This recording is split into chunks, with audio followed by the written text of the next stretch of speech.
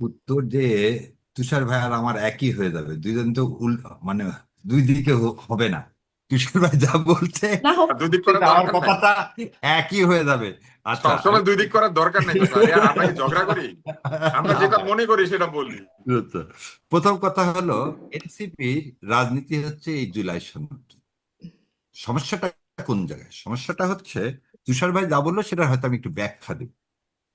এই 45-এ লেখা আছে স্থানীয় প্রতিষ্ঠানের কি আর্থিক ব্যবস্থাপনা, মানে স্থানীয় সরকার প্রতিষ্ঠানকে আপনার আর্থিক এবং বাজেট প্রণয়নের ক্ষমতা দিতে হবে। হুম, এটা কোথায় আছে? এই জুলাই সনদে আছে। হুম, এখন আমি গতকালকে না, আজ সকালবেলা একটা অনুষ্ঠানে গেছিলাম এবং এই কথা বলছিলাম। এনসি আমার উপর খুব খেপা, এনসিপির একজন এমপি। আমি তাকে বললাম, প্রথম কথা হলো, এমপি কেমন করে উপজেলা পরিষদের উপদেষ্টা হন? উপজেলা পরিষদের চেয়ারম্যানের ওখানে যে এমপি সাহেব বসে থাকেন, হুম, তাহলে উপজেলা পরিষদ চেয়ারম্যান কোথায় গম কতখানি বরাদ্দ দিবেন, কোন স্কুলকে কি নিবেন, আমরা 17 বছরে কি দেখলাম? এই প্রক্রিয়াতেই তো সমস্ত ইনস্টিটিউশনগুলো ধ্বংস করে দেওয়া। দ্বিতীয় কথা হলো যে আপনি গেছেন পার্লামেন্টে, আপনার দায়িত্বটা কি? নীতি নির্ধারণ করা, একদম ভেরি স্পেসিফিক। যদি কনস্টিটিউশন বলেন আর পৃথিবীর যেখানে পার্লামেন্ট ফর্ম অফ গভর্নমেন্ট বলেন, আপনার কাজ হচ্ছে পার্লামেন্টে আইন প্রণয়ন করা, আইন নিয়ে বিশ্লেষণ করা। যেভাবে এই যে ধরে নেন শিক্ষামন্ত্রী নকল ধরতে গেছে, এটা ওনার কাজ না। ওনার কাজ হচ্ছে এমন ভাবে শিক্ষা পলিসি করা যাতে বাংলাদেশ থেকে নকল সারা জীবনের মধ্যে নির্মূল হয়। উনি যে এক্সপেল করবেন, ওখানে যাবেন, ছেলে পেলে তাই নিয়ে টুইট করবেন, এটা ওনার কাজ না। সো এনসিপির আমার মনে হয় এমপি সাহেবরা জানেন না ওনার সংসদে কি জন্য গেছেন। তারা আমাকে গালিগালাজ করতে পারে এরপরে, কিন্তু আমার কাছে মনে হয় এটা গেছেন কি কারণে। শোনেন, ট্যাক্স ফ্রি গাড়ি আর 5 বছরের মধ্যে গাড়ি, এর মধ্যে পার্থক্য কি? ট্যাক্স ফ্রি গাড়িটা তো আপনি পয়সা দিয়ে কিনতেন, আর এখন আপনি জনগণের টাকা দিয়ে কিনবেন। ট্যাক্স ফ্রি মানে ট্যাক্স নিবে না, কিন্তু সে টাকাটা কিন্তু জনগণ দিত না। এমপি হুম। সাহেব তার নিজের টাকা দিয়ে ওই গাড়িটা কিনতো। এখন আপনি এখানে কথাটা বলতেছেন কি, উপজেলা চেয়ারম্যানের ইয়ে আছে, কি আছে? গাড়ি আছে। গাড়ি আছে, ডিসি সাহেবের গাড়ি আছে। তাহলে আপনি উপজেলা চেয়ারম্যান হতেন ভাই, আপনাকে এমপি হতে বলছে কে? আপনি বিসিএস দিয়ে ডিসি হন না কেন? আপনাকে ডিসি হতে তো কেউ মানা করেনি। দ্বিতীয় কথা, আরেকটা কথা বলতেছে, এমপি সাহেবের নাকি যে কাজ তদারকি করতে। এমপি সাহেবের কাজ কোন রাস্তা ঠিক মতো তৈরি হচ্ছে কি হচ্ছে না, এটা তো লোকাল সেলফ গভর্নমেন্টের কাজ। তার মানে আপনি আপনার কাজের মধ্যে দিয়ে জানাচ্ছেন যে বাংলাদেশে ইনস্টিটিউশন চান না। আপনি বলতেছেন সংস্কার চান, পুরো সিস্টেমের পরিবর্তন চান, কিন্তু আপনার পদক্ষেপগুলো দেখাচ্ছে ঠিক 17 বছর না। বাংলাদেশ হওয়ার পর থেকে যেভাবে চলে আসছে দেশে, এমপি মানে হচ্ছে এটা একটা বিরাট ব্যবসা। এমপি হতে পারলে আর বাপ দাদার আর কিছু হুম, করতে হবে না, আপনি সেই জায়গায় চলে যাচ্ছেন। এখন আসেন অফিসের কথা। আপনাকে অফিস দিচ্ছে কোথায়? টিওনো মহোদয়ের উপরে। একটা থানা নির্বাহী অফিসারের উপরে যদি এমপি সাহেব বসা শুরু করে, এমপির কাছে যত লোক আসবে, ওই টিওনো স্বাধীন আর কোনো কাজ করা লাগবে না। আর যদি দফায় দফায় আপনি যে 2 দিন থাকবেন, টিওনো কোথাও যেতে পারবে না আপনাকে, আপনি যদি উপরে অফিস থাকে। প্রথম কথা, আপনার অফিসটা উপজেলায় থাকবে কেন? আপনি তো লোকাল সেল গভর্নমেন্টের অংশ না রে ভাই। লোকাল সেল গভর্নমেন্টের কথা আপনি এই জুলাই সনদে বললেন। আপনি, আমরা সবাই আন্দোলন করতেছি জুলাই সনদ নিয়ে। তাহলে জুলাই সনদ নিয়ে যখন আমরা আন্দোলন করতেছি, জুলাইকে ধারণ করতেছি, আমরা বলতেছি আপনি এই কথা বললেন না কেন যে ডিসি সাহেব কিভাবে লেখে জেলা প্রশাসক?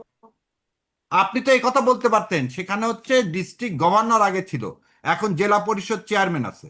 তা জেলা পরিষদ চেয়ারম্যানের কাজ কি? আর জেল ডিপ্টি কমিশনার মানে কি? সে কালেক্টর। তার ডেজিগনেশনটা কি? জেলা প্রশাসক না? তাহলে আপনি সেটা বললেন না, আপনি উল্টো আরেকটা কথা বললেন, 70,000 টাকা আমাকে তেলের খরচ দেয়। আপনি কেন বললেন না 70,000 টাকা আমরা নিব না? 70,000 টাকা আমরা নিব না। আজকে যেমন দেখলাম তাদের মানে এনাদের তো আবার জেনারেল সেক্রেটারি নাই, মুখ্য সচিব নাকি আক্তার সাহেব বোধহয় আছে। উনি বললেন যে টাকা ছাপায় সরকার এইভাবে দেশ চালাচ্ছে, এটা গ্রহণযোগ্য না।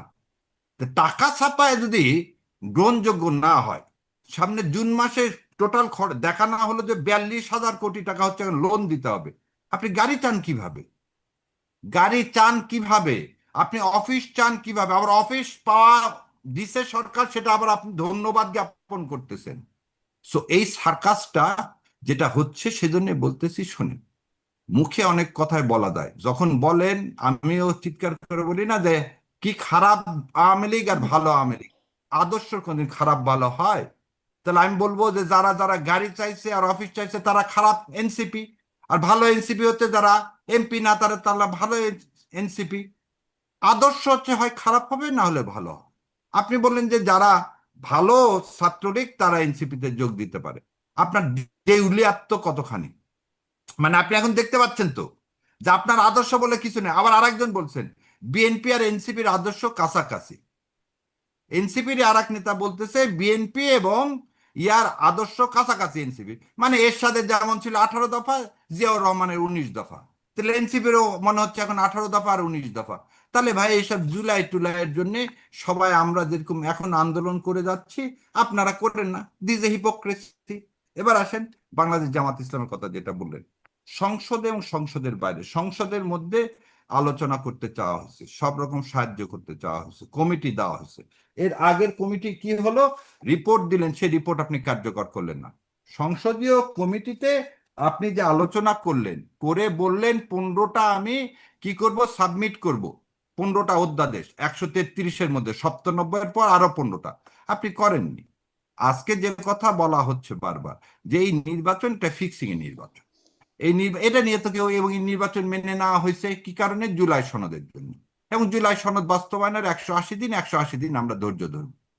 তেলের বিষয়ে, তেলের বিষয়ে তো বলা হচ্ছে সংসদে, তো বাইরে আন্দোলন করতে পারবে না এইটা না, বাইরে আন্দোলনটা করা হয়, গ্লাডস্টোন বলছে an opposition is a barking dog, an opposition is a barking dog, but you have to reply on it so that they can sleep. যদি বার্কিং ডগ বেশিক্ষণ, কুকুর বেশি চিৎকার চেঁচামেচি করে, তাহলে কিন্তু আপনি ঘুমাতে পারবেন না, মানে কাজ করতে পারবেন না। অতএব তাকে ইস্যু কম দেন। আপনি প্রথম জুলাই সনদ করলেন না, সঙ্গে সঙ্গে আপনি তেলের কৃত্রিম ক্রাইসিস তৈরি করে দিলেন। যেই তেলের কৃত্রিম ক্রাইসিস নিয়ে আন্দোলন মাথাচাড়া দিল, সঙ্গে সঙ্গে আপনি আদু ভাইদেরকে কি হল সংসদে নিয়ে একে গেলেন। একে আসি, আসলে একে একে আপনার কথা ধারাবাহিকভাবে বলছেন তো, মানে একটার পর একটা চলে আসছে, অনেক কিছু, অনেকগুলো না, প্রসঙ্গের এটা মধ্যে চলে শেষ আসছে। করে দিই, এটা শেষ করে হ্যাঁ, দিয়ে আপনার 1 মিনিটে। সো বাংলাদেশ জামাত ইসলাম সেই জন্যই, বাংলাদেশ জামাত ইসলাম না আরো সমমনা দলগুলো সেই জন্যই রাস্তায় নামতে বাধ্য হচ্ছে, যখন আপনি পুলিশকে ঠিক আগের মতো করে ইউজ করতেছেন, হুম। কারণ না সংসদ আপনি কিন্তু রাস্তায় নামছে তো আরো আগে থেকেই, মানে রাস্তায় আন্দোলনের কথা বলছে তো আরো আগে থেকেই, আন্দোলন কিন্তু দীর্ঘমেয়াদী সরকার আন্দোলনের ফেলে কথা দেওয়ার বলছে। কথা বলেনি কিন্তু এখনো, হ্যাঁ, সরকার পতনের ডাক দেওয়া হয়নি। না তা দেওয়া বিএনপি হয় নাই, কিন্তু যেভাবে সরকারকে আজকে যে বিদায় নিতে ফখরুল হবে সাহেব এরকম যেভাবে হুমকি ধমকি বললেন, হচ্ছে। হ্যাঁ ফখরুল সাহেব যেভাবে করলে নির্মূল করতে হবে, এখন পর্যন্ত জামাত ইসলাম বলেনি নির্মূল করতে, জামাত ইসলাম নির্মূল করতে হবে না। পাঁচ বিদায় লাখ নিতে হবে লোক বলছে।